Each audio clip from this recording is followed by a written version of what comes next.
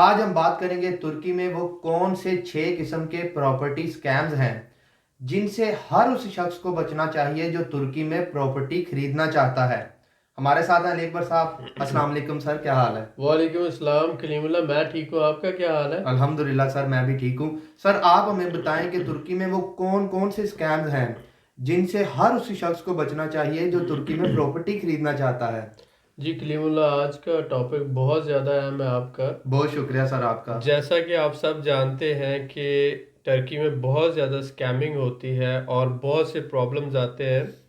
Recently 2018 में 2019 में Antalya में एक बहुत बड़ा स्कैम जो है वो तकरीबन लाखों पाउंड्स का था, जिसमें गोल्डन विलास के नाम से बहुत सी प्रॉपर्टीज टर्किश सिटीजन ने यूके के और आयरलैंड के ब्रिटेन सिटीजन्स को सेल की। और उसमें सारी प्रॉपर्टीज, जितनी भी प्रॉपर्टीज थी, उनके ऑलमोस्ट जितने टापू थे वो सारे फेक टापू थे। और फेक टापू की बेस पर उसने जो है वो काफ़ी ज़्यादा प्रॉपर्टी सेल की। और ये बहुत बड़ा स्कैम था जो 2018 से अभी तक प्रोसेस में है। और अदालत ने उस बंदे को जो है वो अब प्रिजन यानी जेल भेजा है, लेकिन वो जो ज़्यादातर लोग थे उनके पैसे अभी तक जो है वो रिकवर नहीं हो सके। तो इसी तरह के बहुत से स्कैम्स हैं जिनको हम आज आपके साथ शेयर करने जा रहे हैं। देखिए, सबसे पहला तो ये है कि आपने देखना है कि जो टापू है, जिसको टाइटल डीड भी बोला जाता है या प्रॉपर्टी टाइटल भी कहा जाता है, ये एक तरह से वही है जैसे हमारे यहाँ रजिस्ट्री, इंतकाल या जो घर का आप समझ लें किसी के भी जो ऑनरशिप टाइटल होता है या जो मलकियत का एक मेन डॉक्यूमेंट होता है, उसको हम बोलते हैं टापू टर्किश लैंग्वेज में। एक शॉर्ट उसका नाम है और इंग्लिश में इसको टाइटल डीड भी कहा जाता है, प्रॉपर्टी टाइटल भी कहा जाता है, ऑनरशिप टाइटल भी कहा जाता है, आप जैसे भी समझें। तो ये जो है फेक होना, ये एक सबसे बड़ा स्कैम है। अब होता क्या है कि बहुत से लोग आपको एक टापू दिखाकर या टाइटल डीड दिखाकर आपको एतमाद में लेके आपसे 50% 30% जितनी भी डाउन पेमेंट जो है वो आपसे ले लेते हैं। और उसकी बेस पर आपके साथ कोई एग्रीमेंट कर लेते हैं। अब फॉर एग्जांपल आपने $2 लाख की डील की है, $50,000 अगर आपने डाउन पेमेंट कर दी, तो उसके बाद अगर आप डॉक्यूमेंट्स वगैरह वेरीफाई करते हैं या बाकी मामला, तो आपको पता चलता है कि ये तो जो है प्रॉपर्टी इसकी नहीं है। तो वो बंदा जो है उसको ढूंढना, उसका फिर लीगल प्रोसेसिंग करना, ये एक बहुत बड़ा इशू है टर्की के अंदर। तो आप इन बातों का जहन में रखें कि जो टाइटल डीड है वो भी फेक हो सकती है। तो ये सबसे पहला बड़ा स्कैम है और ये ऑलरेडी टर्की में ऐसे बहुत से लोगों के साथ स्कैम हुआ है। तो इसलिए हम ये कहते हैं कि इसको टाइटल डीड को या टापू को जो है उसका ओरिजिनल होना, जेन्युइन होना, सिर्फ आप एक लीगल ऑथोराइज जो होता है लॉयर उसके ज़रिए, या फिर आप जो गवर्नमेंट का जो इदारा है प्रॉपर्टी को जो डील करता है इमलाक, उसके ज़रिए आप इसको चेक कर सकते हैं। तो नंबर 2 पे आ जाता है, जो भी आप प्रॉपर्टी ले रहे हैं उसका लीगल स्टेटस क्या है।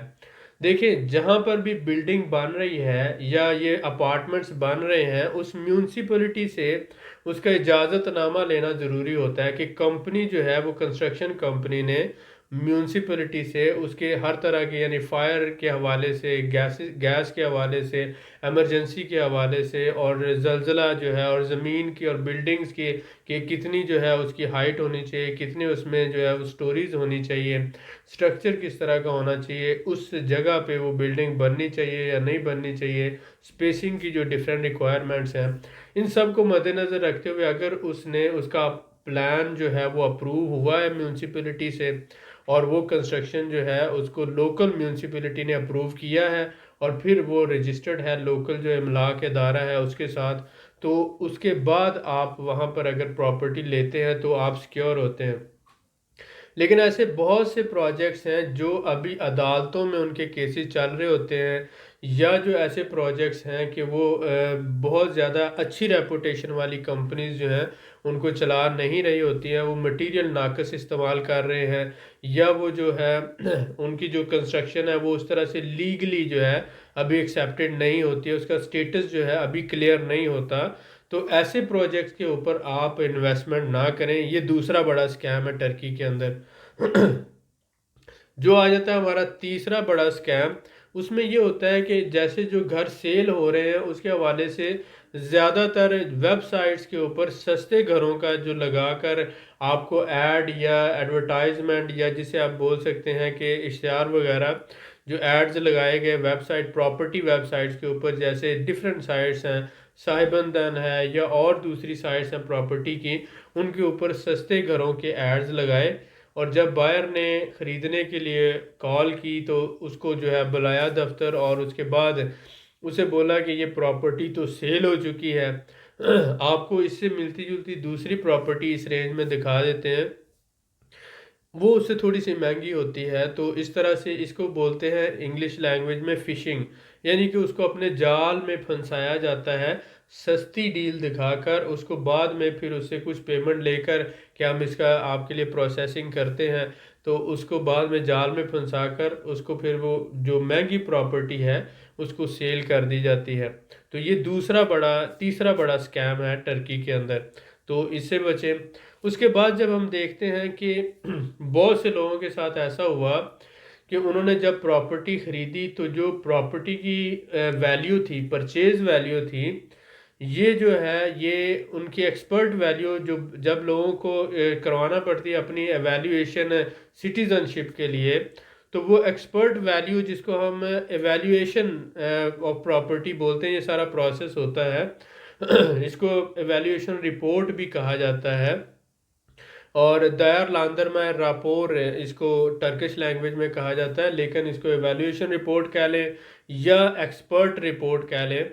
ये जो एक्सपर्ट रिपोर्ट है इसके अंदर एक्चुअली जो एक गवर्नमेंट से अप्रूव्ड ऑथोराइज एवेल्यूएटर होता है प्रॉपर्टी का, प्रॉपर्टी एक्सपर्ट होता है, वो वैल्यू देता है कि इस वक्त करंट जो है ये इस प्रॉपर्टी की अकॉर्डिंग टू एरिया, लोकेलिटी और प्रॉपर्टी की फैसिलिटीज़ के हिसाब से, प्रोजेक्ट के हिसाब से इसकी वैल्यू ये है। अब इन सारी चीज़ों में वो मद्देनज़र रखता है पिछले 3-4 साल की प्राइसेस को भी, और आने वाले वक्त जो है 2-3-4 साल का जो पोटेंशियल होता है उसको भी, और इस वक्त जो एरिया में करंट प्राइसेस चल रही होती हैं उसी से सिमिलर डिफरेंट प्रोजेक्ट्स की, वो सारी को कंसिडर करते हुए एक रिपोर्ट तैयार करता है जिसको एक्सपर्ट रिपोर्ट या इवैल्यूएशन रिपोर्ट कहा जाता है। उसको गवर्नमेंट भी एक्सेप्ट करती है, उसको गवर्नमेंट के जितने बैंक्स हैं या प्राइवेट बैंक्स हैं वो भी एक्सेप्ट करते हैं, और उसको हर अदारा जो है एक्सेप्ट करता है, क्योंकि वो एक ऑथोराइज इवैल्यूएटर होता है, गवर्नमेंट की तरफ से अप्रूव्ड होता है। तो बहुत से लोग जो प्रॉपर्टी लेते हैं $2.5 लाख की नेशनैलिटी के लिए, जब वो एवेल्यूएशन रिपोर्ट होती है तो उसमें वो पता चलता है कि ये तो प्रॉपर्टी $2 लाख की है या $1,80,000 की है। इसका मतलब है कि उन्होंने 40 या 50 लाख डॉलर, जो 40 या 50,000 जो है वो उन्होंने ज़्यादा पे कर दिया हुआ है उस प्रॉपर्टी का। तो ये जो फ़र्क आता है परचेज वैल्यू में और एक्सपर्ट वैल्यू में, इस डिफरेंस का जो एक स्कैम चल रहा है, ये बहुत से आप समझ लें फॉरेनर्स जो है वो एक ग्रुपिंग करके, जिसमें हम पाकिस्तानी, अफ़गानी, ईरानी या कोई भी आप ले सकते हैं, वो एजेंट्स जो है वो मिलकर टर्किश लोगों के साथ मिलकर एक स्कैमिंग करते हैं, और अपने ही लोगों को जो दूसरे फॉरेनर्स आ रहे होते हैं उसको इसका शिकार करते हैं, और इस तरह से मिल के 40-50 हज़ार डॉलर जो है वो इससे कमाते हैं, जो $2.5 लाख की इन्वेस्टमेंट है। तो इसलिए जो प्रॉपर्टी बाइंग में बहुत बड़ा रोल है, जब भी आप प्रॉपर्टी ख़रीदना चाहते हैं तो आप अपने खर्चे पे 2000 या 1500 टर्किश लीरा देकर आप उसकी एवेल्यूएशन खुद करवा लें। आप जो ऑथोराइज एवेल्यूएटर है उसको उसकी फ़ीस पे करके आप एवेल्यूएशन करवा लें जो प्रॉपर्टी आपको पसंद है, और उसके बाद जो है आप उस प्रॉपर्टी को, अगर तो वो उस एवेल्यूएशन प्राइस पे देने को तैयार है या उससे थोड़ी सी कम प्राइस पे देने को तैयार है, तो आप वो प्रॉपर्टी ख़रीद लें ऑनर से। अगर वो एवेल्यूएशन प्राइस से 20 गुना ज़्यादा, 30 गुना ज़्यादा आपसे प्राइस ले रहा है तो आप ना लें, क्योंकि जो एक्चुअल प्राइस होती है एवेल्यूएशन प्राइस के हिसाब से उससे 19-20 का ही फ़र्क हो सकता है। एक्चुअली वो सारी गवर्नमेंट हर जगह पे उसको एक्सेप्ट करती है और वो एग्जैक्ट वही प्राइस होती है जो एवेल्यूएटर दे रहा होता है। तो इस बात को जहन में रखें, ये एक बहुत बड़ा स्कैम है और ये बहुत से प्रॉपर्टी एजेंट और नॉन प्रोफेशनल जो लोग हैं वो ये काम करते हैं और ये मिली भगत से होता है। तो इस स्कैम से बचने की कोशिश करें। उसके बाद जो आगे आ जाता है एग्रीमेंट स्कैम, ये जो चौथा किस्म का स्कैम है हमारा, इसमें ये होता है कि आप देखें एग्रीमेंट स्कैम किस तरह से हुआ कि आपने किसी कंस्ट्रक्शन कंपनी से आपने सेल परचेज एग्रीमेंट कर लिया।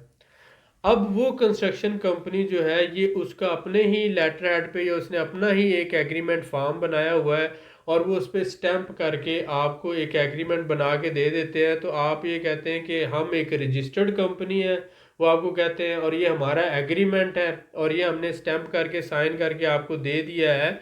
जितनी पेमेंट आपने डाउन पेमेंट दी है वो भी इसमें लिखी हुई है और जिस तरह से आप बाकी पेमेंट करेंगे वो भी लिखी हुई है। ये हमारा सेल्स परचेज का एक एग्रीमेंट है, आपको जिसे सेल एग्रीमेंट बोलते हैं। अब वो जो कंपनी है अगर आपके साथ नोटरी पब्लिक के साथ जाकर नोटरी पब्लिक में एग्रीमेंट नहीं करती या उसको नोटरी से अटैच नहीं करवाती, तो कल को क्या होगा कि आपका वो जो पैसे दिए हुए हैं वो डिस्प्यूट में जा सकते हैं। वो आपको प्रॉपर्टी हैंडल नहीं करते, आपको देते नहीं अपार्टमेंट, या किसी भी तरह से कोई भी प्रॉब्लम हो जाता है, कंपनी बैंक डिफ़ॉल्ट हो जाती है या कोई इशू आ जाता है, तो आप जो है लीगली जो है वो पेमेंट रिकवर करने में और उन मामलात को जो है बैक टू नॉर्मल लाने में आपको बहुत ज़्यादा टाइम लगेगा, बल्कि वो नामुमकिन है, मुश्किल है, वो आपके पैसे मर सकते हैं। तो इस तरह से 1% चार्ज करता है नोटरी पब्लिक, 1%। तो आप वो 1% पे करके नोटरी, जो कंपनी आपको नोटरी करवा के सेल एग्रीमेंट देती है, आप सिर्फ उसी से प्रॉपर्टी लें। जो सेल एग्रीमेंट नोटरी नहीं करवाती तो वो आप उससे प्रॉपर्टी ना लें, क्योंकि उसमें यह है कि आपका ज़्यादातर जो है 99% चांस है कि आपके साथ स्कैम होगा और वो प्रॉपर्टी वेल रिप्यूटेड नहीं है, वो कंपनी वेल रिप्यूटेड नहीं है, तो आप वो ना लें।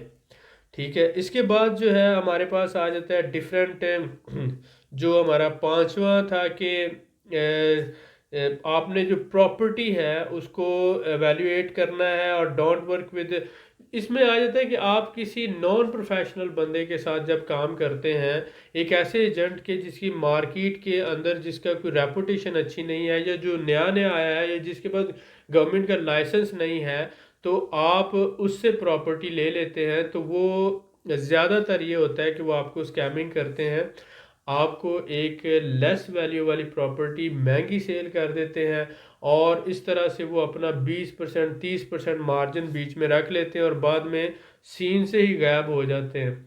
अब क्या हुआ कि आप जो है वो उनको ढूंढते रहते हैं, वो अपना नंबर बंद कर देते हैं, उनका कोई प्रॉपर दफ्तर नहीं होता, उनका कोई प्रॉपर लाइसेंस नहीं होता, उनकी कोई प्रॉपर जो है वो एक जगह नहीं होती। वो आपको एक दोस्त की तरह रास्ते में मिलते हैं, या फिर वो हो सकता है कि कोई टैक्सी ड्राइवर हो, या हो सकता है कि आपको रेस्टोरेंट में कोई बंदा मिला था, या हो सकता है कोई वेटर हो। आपने सिर्फ अपने पैसे बचाने के लिए जो है उस बंदे की फेवर ली और उस बंदे ने जो है अपना ज़्यादा से ज़्यादा आपको नुकसान पहुंचाकर गायब हो गया। तो ये ज़्यादातर 5 से 6 किस्म के डिफरेंट स्कैम्स हैं जो हो रहे हैं। इनको हम दोबारा रिपीट कर लेते हैं। सबसे पहला हमने कहा कि fake title deed, number one जो है फेक टाइटल डीड, ये स्कैम टर्की में हुआ और अभी भी जो है इसके ऊपर जो है अदालत में केसेस चल रहे हैं। दूसरा था प्रॉपर्टी का लीगल स्टेटस जो है वो लोकल म्यूनसिपैलिटी से अप्रूव ना होना और अभी अंडर प्रोसेस होना, तो ये भी एक स्कैम है और इससे भी बचने की कोशिश करें। तीसरा था फिशिंग के, बहुत सी सस्ती प्रॉपर्टीज़ आपको अनाउंस करके फंसा लिया जाता है, और जब आप एक्चुअली लेने जाते हैं तो आपको कहा जाता है वो तो सेल होगी लेकिन इससे मिलती जुलती प्रॉपर्टी है, थोड़ी सी महंगी, आप वो ले लें, और आपको 20-30% महंगी प्रॉपर्टी दे दी जाती है। तो आपको सस्ती प्रॉपर्टी दिखाकर महंगी बेच दी जाती है। ये एक बहुत बड़ा स्कैम है। उसके बाद चौथा था हमारा कि प्रॉपर्टी की वैल्यूएशन जो एक्सपर्ट प्राइस है, और उसके साथ साथ जो ये आ जाती है एक्चुअल परचेज प्राइस, इसमें जो डिफरेंस होता है ये बहुत बड़ा इशू होता है। तो इसलिए वैल्यूएशन पहले करवा लें। बहुत से लोग वो 1500 या 2000 है टर्किश लीरा खर्च नहीं करते, उसको बचाने के चक्कर में वो प्रॉपर्टी उतनी महंगी ले लेते हैं, उनको एक्चुअल मार्केट प्राइस का पता नहीं होता। देखिए, आप जितने भी मेहनत कर लें, जितनी भी रिसर्च कर लें, आप एक टर्किश ऑडिटर या एवेल्यूएटर जितने एक्सपर्ट नहीं हो सकते। देखिए, मैं भी एक बिजनेसमैन हूँ, आप भी एक बिजनेसमैन हो सकते हैं। हम ना ही शुरू से कोई 10-15 साल से प्रॉपर्टी डीलिंग का बिजनेस कर रहे हैं, ना ही हम प्रॉपर्टी से मतलब बहुत ज़्यादा एक्सपर्ट हैं। इसलिए आप देखें कि जब आप कोई ऐसा काम करते हैं जिसमें आप प्रोफेशनल नहीं हैं, आप एक काम में अपने मुल्क में प्रोफेशनल हो सकते हैं, लेकिन टर्की में आपको लैंग्वेज का बैरियर है, एरियाज़ को आप अच्छी तरह से नहीं समझते हैं, कल्चरल बैरियर्स हैं। तो इसलिए बेटर है कि आप किसी प्रोफेशनल बंदे की सर्विस लें, उसको थोड़े से सर्विस चार्जेस दें, वो आपको इस सारे स्कैम से बचा सकता है। और इसके बाद हमारा था कि आप प्रोफेशनल प्रॉपर्टी डीलर जो है उससे सर्विसेज लें, जिस जो ऑथोराइज्ड है, जिसका प्रॉपर कंपनी की एक अच्छी रेपुटेशन है। आप नॉन प्रोफेशनल जो लोग हैं, बहुत से लोग ऐसा करते हैं कि भाई मैं टर्की आया हूँ, किसी टैक्सी ड्राइवर से बात हुई कि यार मुझे प्रॉपर्टी दिखा दो, वो कहता है बहुत सी प्रॉपर्टी है, तुम्हें क्या ज़रूरत है प्रॉपर्टी एजेंट के पास जाने की, मैं तुम्हें ले जाता हूँ डायरेक्ट, तुम्हारी मालिक से बात करवाता हूँ। या फिर जो है वो वेटर कोई होता है, या रेस्टोरेंट का कोई मालिक होता है, या इस तरह से कोई भी बंदा, जो भी बंदा आपको मिला, आप इस लालच में कि मुझे कमीशन ना देना पड़े, हालांकि आप देखें 3% जो है वो एक गवर्नमेंट का ऑथोराइज कमीशन है। गवर्नमेंट ने 3% कमीशन अलाउ किया है टर्की के अंदर। 3 से 4% तक कमीशन जो है वो लेते हैं डिफरेंट जो है डीलर, डिफरेंट हिसाब से। लेकिन जो है वो 3% तक एक कमर्शियल जो है, जो भी प्रॉपर्टी आप सेल परचेज करते हैं उस पर 3% कमीशन लेता है। तो बाज़ लोग 4 भी करते हैं जो अपनी एक्स्ट्रा सर्विसेज देते हैं। तो आप उस 3-4% को बचाने के लिए आप प्रॉपर्टी 20-25-30% महंगी ले लेते हैं। अब क्या होता है कि आपको प्रॉपर्टी की एक्चुअल वैल्यू का पता नहीं होता, और वो बंदा भी प्रोफेशनल नहीं होता, तो इस तरह से मालिक जो है वो आपको एक्चुअल वैल्यू से भी महंगी प्रॉपर्टी सेल कर देता है, क्योंकि उसे पता होता है कि आप फॉरनर हैं। ठीक है, और देखें हर सौदे में, हर डील में निगोशिएशन पॉसिबल है। प्रॉपर्टी की प्राइसेस आप लोअर कर सकते हैं, बल्कि सम टाइम ऐसा भी होता है कि एक्चुअल प्राइस जो है उससे भी कम मालिक देने को तैयार होता है, क्योंकि उसको कैश की ज़रूरत होती है। हालात और वाक़यात देखें, आप अपनी ज़िंदगी में पीछे जाएं तो बड़ी दफ़ा ऐसा होता है कि बहुत से लोग जो है एक्चुअल वैल्यू से कम वैल्यू में आपको चीज़ें सेल कर देते हैं, क्योंकि उन्हें उस वक्त कैश की ज़रूरत होती है। तो इस तरह से मालिक भी अगर एक्चुअल वैल्यू सपोज करें 1 लाख टर्किश लीरा है, वो आपको 80,000 में भी देने को तैयार हो जाएगा, अगर आप कैश पेमेंट दे रहे हैं, ऑन द स्पॉट दे रहे हैं। तो निगोशिएशन करें, और उसके लिए आप अच्छे किसी प्रोफेशनल बंदे की सर्विसेज ले सकते हैं। किसी भी अच्छे रेप्यूट वाले जो प्रॉपर्टी डीलर हैं उसकी सर्विसेज ले सकते हैं। लेकिन इन सारे स्टेप्स का आपको पता होना चाहिए कि आप इसमें आप प्रॉपर्टी जो डीड है, जो टापू है, उसको कंफर्म करें, लीगल जो स्टेटस है जो उस प्रोजेक्ट का उसको कंफर्म करें, इवैल्यूएशन करवाएं प्रॉपर्टी की। उसके साथ साथ आप देखें कि एजेंट जो आपको सस्ती डीलें दिखा के फंसाते हैं उससे बचें, और एक प्रोफेशनल बंदे को हायर करें। और साथ ही साथ अगर आप सेल एग्रीमेंट कर रहे हैं तो इस चीज़ में जहन में रखें इस चीज़ को कि जो लीगल लॉयर होता है, वो तो किसी भी मुल्क का जो लॉयर है वो अपने मुल्क के प्रॉपर्टी लॉ से या रियल एस्टेट लॉ से अच्छी तरह वाकिफ़ होता है। और जो एग्रीमेंट में वर्डिंग होनी चाहिए, जिस तरह का एग्रीमेंट होना चाहिए, वो उसे एक लॉयर ही लिख सकता है, डिज़ाइन कर सकता है, ताकि आपकी सेफ्टी हो और सिक्योरिटी हो। तो लॉयर को थोड़े से पैसे देने पड़ते हैं डेफिनेटली वो एग्रीमेंट बनाने के लिए। उन थोड़े से पैसों को बचाने के लिए आप अपनी पूरी इन्वेस्टमेंट को रिस्क में ना डाला करें। इसलिए हम ये कहते हैं कि लॉयर की सर्विसेज आप लें, प्रॉपर्टी डीलर की सर्विसेज लें, प्रॉपर्टी एक्सपर्ट जो है उससे एवेल्यूएट करवाएं प्रॉपर्टी को, और उसके बाद आप जो है एक प्रॉपर तरीके के साथ प्रॉपर्टी को बाय करें एट द एंड, पूरा तसल्ली के साथ। देखें, प्रॉपर्टी डीलर अगर 2% या 3% ले लेता है, सपोज करें 3% प्रॉपर्टी डीलर ने ले लिया, लॉयर ने कोई आपसे 1% चार्ज कर लिया, या सपोज कर लिया उसने सारा केस डील करने का 2% ले लिया। इसी तरह से आपका जो आ जाता है ये प्रॉपर्टी एडवाइज़र जो एक्सपर्ट होता है, वो प्रॉपर्टी रिपोर्ट बनाने का 2000 टर्किश लीरे के अराउंड वो चार्ज कर लेता है। तो ये आपका 2, 3 या 4% या 5% हो सकता है एक्स्ट्रा पड़ जाए, 5%। लेकिन ये आपको 35% या 40%, हत्ता कि 30% तो नॉर्मल होता है, 25 से 30% आपका लॉस है अगर आप किसी प्रोफेशनल, और ये मैं आपको ये यकीन के साथ कह रहा हूँ, 80% लोग जो खुद प्रॉपर्टी बाय करते हैं, 80% की बात कर रहा हूँ, वो अपना 25 से 30% एक्स्ट्रा पे करते हैं।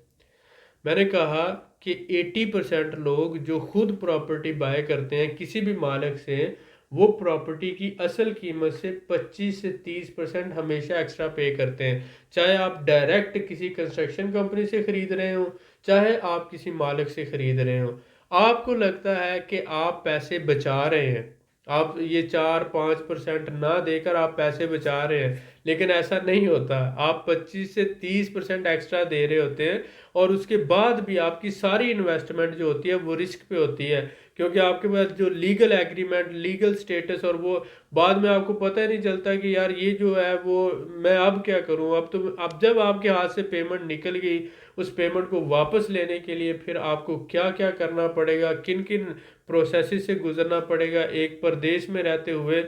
ऐसे लोग हैं जिनके 10-10 साल, 20-20 साल जो है वो पेमेंट रिकवर नहीं होती, और वो मामला जो होते हैं वो समझ लें कि वो up to the dead point चले जाते हैं। इसलिए हम ये कहते हैं कि प्रॉपर्टी लेने से पहले इन सारे स्कैम्स को, इन सारी चीज़ों को जहन में रखें, प्रॉपर रिसर्च करें। किसी भी बंदा जो एक्सपर्ट है या प्रोफेशनल है, अगर वो आपको बेहतरीन और कमिटेड सर्विस दे रहा है, तो उसके सर्विस चार्जेस जो हैं वो आपकी जेब से नहीं जाएंगे, बल्कि ये होगा कि वो जो आपका लॉस हो रहा था 25 या 30%, उसको उसने बचाया। सपोज करें 25% है, तो उसमें से 5% अगर ये सारे सर्विस, तो फिर भी आपका 20% बच रहा होता है।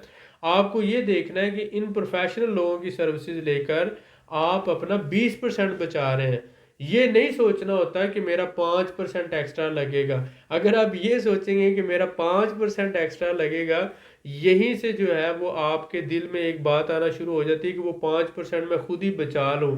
लेकिन आप दूसरे एंड पे देखें कि प्रॉपर्टी ऑनर जो होता है या कंस्ट्रक्शन कंपनी जो होती है, वो आपको कहीं ना कहीं आपके कम इल्मी का, या आपको ज़्यादा पता ना होने का, या कानून का पता ना होने का फ़ायदा उठा रहे होते हैं, और आपको सस्ती प्रॉपर्टी महंगे दामों बेच देते हैं। तो इन सारी चीज़ों का ज़रूर ख्याल रखा करें। जी सर, माशाल्लाह, बहुत शुक्रिया सर आपका। आपने बड़ी ही तफसील से गाइड किया जो हमारे भाइयों के लिए बहुत ज़रूरी थी। वेलकम। आप लोगों से मैं यही कहूँगा कि ये 6 पॉइंट्स बहुत अहम हैं। इन पर अमल करते हुए खुद को स्कैम से बचाएं, और वीडियो को शेयर करें ताकि दूसरे लोग भी स्कैम से बच सकें। मज़ीद मालूमात के लिए हमारे चैनल को सब्सक्राइब करें, वीडियो को लाइक करें और शेयर करें। बेल आइकन को ज़रूर प्रेस करें ताकि अगली वीडियो आपको मिल सके। अल्लाह हाफिज़।